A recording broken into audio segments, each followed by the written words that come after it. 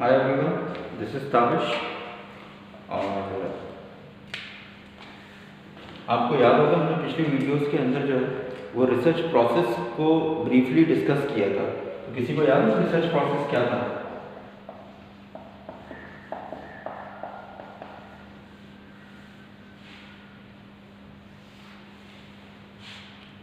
Steps याद है आपको? ब्रीफली इसके 4 स्टेप्स थे, ठीक है। Number 1,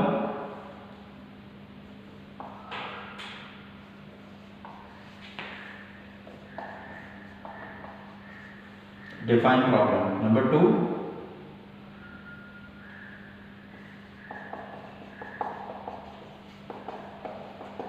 collecting data. Number 3,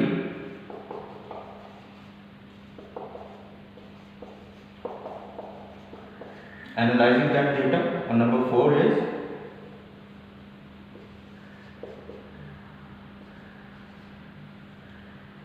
वो था हमारे पास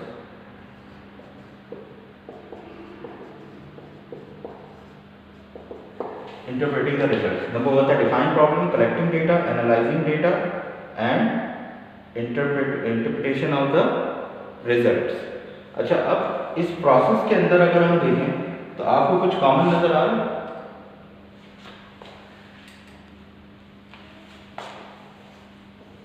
यस, दिस डेटा। अच्छा, इसके ऊपर हम बात नहीं करेंगे। पिछली वीडियो में हमने तकरीबन ऑलमोस्ट 1 घंटे की वीडियो थी और हमने इसके ऊपर बात की थी।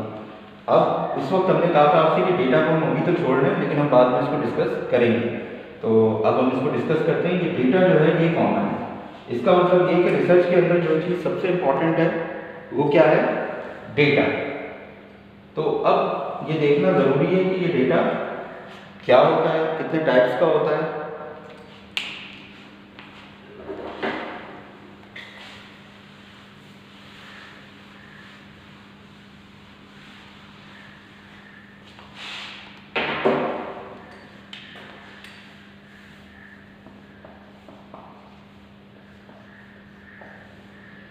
अच्छा जी, सबसे पहले तो ये देख लें कि डेटा जो है वो क्वांटिटेटिव भी हो सकता है और क्वालिटेटिव भी हो सकता है।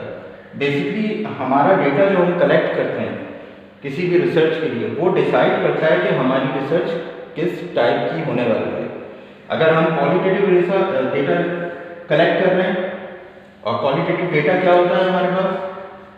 हम इंटरव्यू ले रहे हैं, ठीक है। तो ये क्या है हमारे पास? क्वालिटेटिव डेटा है। हम फोकस ग्रुप कर रहे हैं, ठीक है। फोकस ग्रुप आपके पास क्या होता है? इंटरव्यू तो आपको पता है 101 होता है।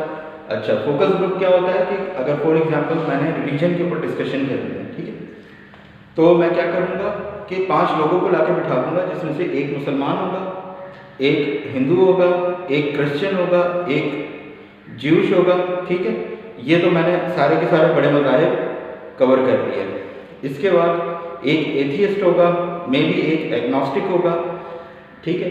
अब ये चारों लोगों को, या ये 6 लोग हो गए टोटल, इन 6 को मैं बिठा दूंगा और बिठाने के बाद मैं उनसे एक क्वेश्चन फेंकूंगा और मैं कहूँगा what do you think, what are the impact of religion in our daily life, ठीक है।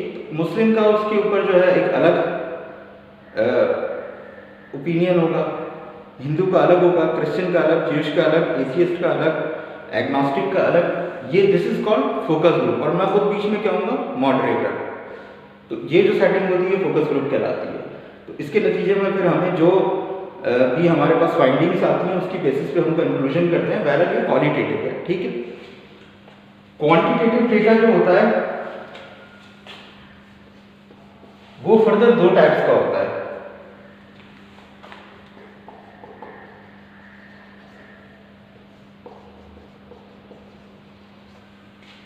प्राइमरी एंड सेकेंडरी, ठीक है।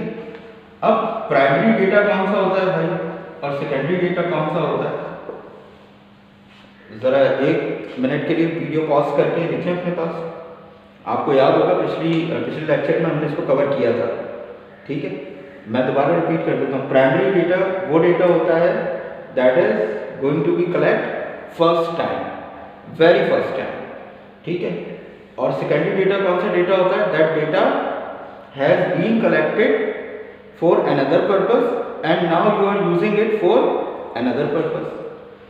किसी और पर्पस के लिए ये डेटा किसी ने कलेक्ट करके रखा था और अब रिसर्चर ने उसको अपने फायदे के लिए उसको इस्तेमाल करा। फॉर एग्जाम्पल, इसकी एग्जाम्पल हमने पहले भी ली थी। फॉर एग्जाम्पल जो है वो आपका जो कंपनीज हैं उनकी जो एनुअल रिपोर्ट होती है, जिसके अंदर वो सब बताते हैं कि हमारा डेट इतना है, हमारी इक्विटी इतनी है, एसेट इतनी है। आप जब फाइनेंस का कोई कोर्स करते हैं आप रेशियो एनालिसिस करते हैं, ठीक है। वो रेशियो एनालिसिस के अंदर क्या होता है कि उस रेशियो एनालिसिस के अंदर फॉर एग्जांपल आपने डेट टू इक्विटी की रेशियो निकालनी है, तो आप वो रिपोर्ट खोलते हैं, वहाँ से टोटल डेट निकालते हैं, उसको डिवाइड करते हैं उनकी टोटल इक्विटी से, मल्टीप्लाई बाय 100 और आपके पास रेशियो आ जाती है डेट टू इक्विटी की।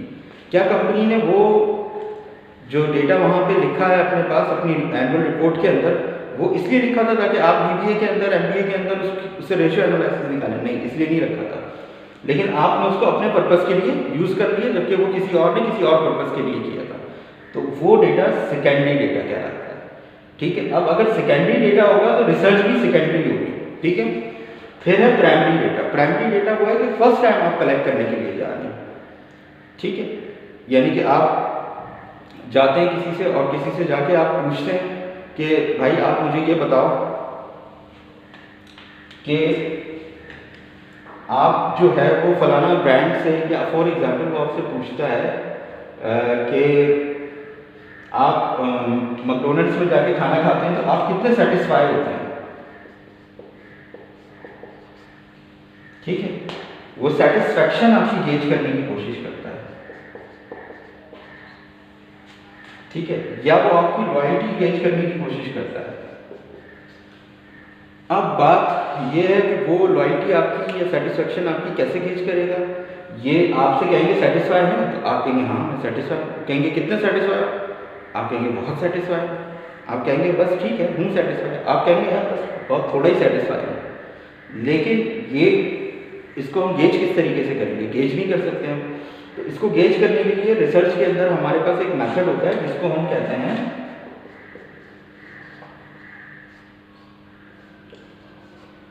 Likert scale. लिकर्ट स्केल क्या होता है? लिकर्ट स्केल 1 to 3 से लेके 1 to 7 तक का हो सकता है। हम यहाँ पर इसको 1 2 3 4 5 का लिकर्ट स्केल ले लेते हैं, ठीक है। अच्छा, 1 का मतलब है, 1 का मतलब है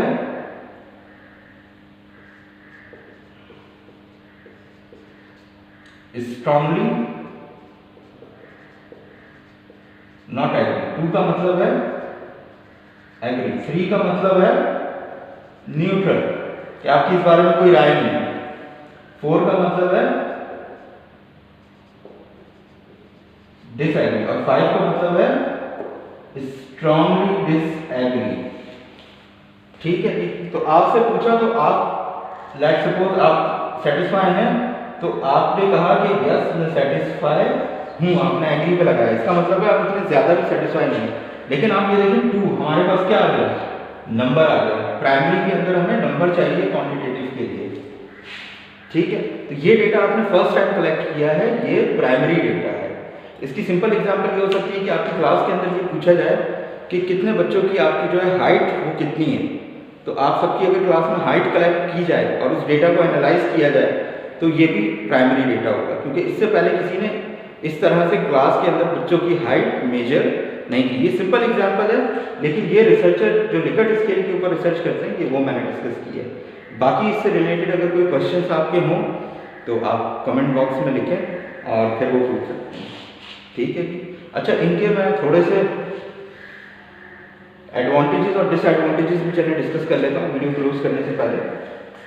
कि जो प्राइमरी रिसर्च, जो प्राइमरी डेटा होता है, चलो पहले सेकेंडरी को डिस्कस कर लेते हैं। जो सेकेंडरी डेटा होता है उसके पहले फायदे देख लेते हैं क्या है। उसके एडवांटेजेस ये होते हैं कि ये बहुत सस्ता होता है, ऑलमोस्ट फ्री होता है।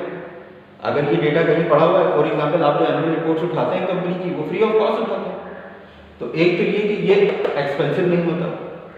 नंबर 2, समटाइम होता भी है, मैं एक्सेप्शंस की बात नहीं कर रहा, मैं जनरल बात कर रहा हूँ, ठीक है। नंबर 2, ये आपको फौरन से मिल जाता है, ये टाइम कंज्यूमिंग नहीं होता।